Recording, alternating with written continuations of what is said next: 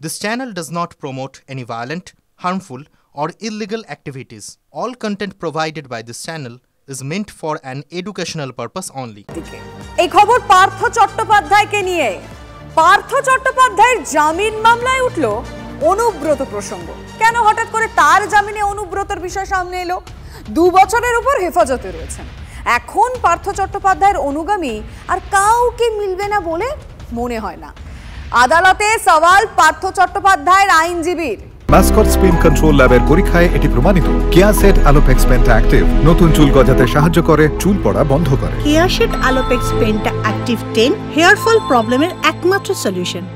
এবং অনুব্রত মণ্ডলের প্রসঙ্গ কেন পার্থ চট্টোপাধ্যায়ের সম্পর্কে এলো, কেন এই রিলেট করছে, এই বিষয়গুলো একটু সহজভাবে বোঝার চেষ্টা করি। আমাদের প্রতিনিধি রয়েছেন এই মুহূর্তে সরাসরি, সিজার মণ্ডলের কাছ থেকে জানবো। সিজার, দেখো, আজকে পার্থ চট্টোপাধ্যায়, সুবীরেশ ভট্টাচার্য সহ যে শিক্ষাকর্তারা শিক্ষা দুর্নীতি মামলা সিবিআইয়ের হাতে গ্রেপ্তার হয়েছেন এবং জেল হেফাজতে রয়েছেন, তাদের জামিন মামলা আজকে কলকাতা হাইকোর্টের ডিভিশন বেঞ্চে ওঠে এবং সেই মামলা প্রসঙ্গেই মামলার শুনানির সময় কিন্তু পার্থ চট্টোপাধ্যায়ের আইনজীবী খুব মজা করেই মন্তব্য করেন যে আমার মক্কেল অর্থাৎ পার্থ চট্টোপাধ্যায় অনুব্রত মণ্ডলের থেকে কম পাওয়ারফুল এবং এই মামলার জামিনের জন্য আবেদন করতে গিয়ে তিনি বারে বারে একদিকে যেমন অনুব্রত মণ্ডলের প্রসঙ্গ তুলেছেন, তিনি মনীষ সিসোদিয়ার প্রসঙ্গ তুলেছেন, অরবিন্দ কেজরিওয়ালের প্রসঙ্গ তুলেছেন, হেমন্ত সোরেনের প্রসঙ্গ তুলেছেন যে এরা বিভিন্ন সময় যারা রাজনৈতিকভাবে ক্ষমতাশালী তারাও কিন্তু জামিন পেয়েছেন।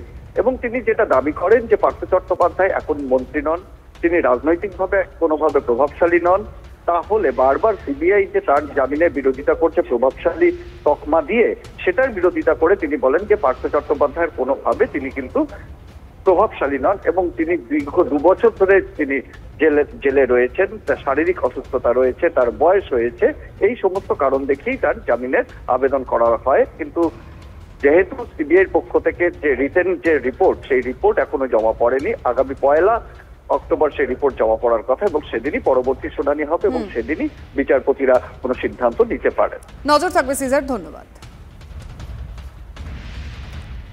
আর যখন অনুব্রত মণ্ডলের কথাই সামনে এলো তখন তার অবস্থা কেমন সেটা তো জানতেই হচ্ছে।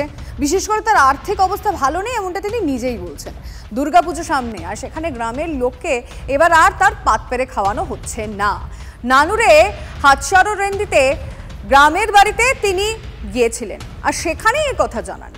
এক রাশ অভিমান তার গলায়, রক্তের সম্পর্কের আত্মীয়দের সঙ্গে আর কোনো যোগাযোগ রাখতে চান না। গ্রামে গিয়ে মন্তব্য করলেন অনুব্রত, গ্রামে দুর্গাপুজোর প্রস্তুতি পরিদর্শন করলেন আর সঙ্গে ছিলেন তার কন্যা সুকন্যাও। এদিন তিনি বোলপুরে তার বাড়ি থেকে বেরিয়ে সরাসরি গ্রামের বাড়িতে যান। প্রথমেই মন্দিরে গিয়ে মাকে প্রণাম করেন আর তারপর পরিবারের সদস্যদের সঙ্গে দেখাও করেন। পুজোতে অংশ নেবেন বলেও জানিয়েছেন অনুব্রত। পুজো 4টে দিন আপনি কিভাবে কাটাবেন এবারে? আমি আসবো মায়ের কাছে 12টা 12:30টায়, মাকে প্রণাম করব, মায়ের পুজো দেখবো, চলে যাবো।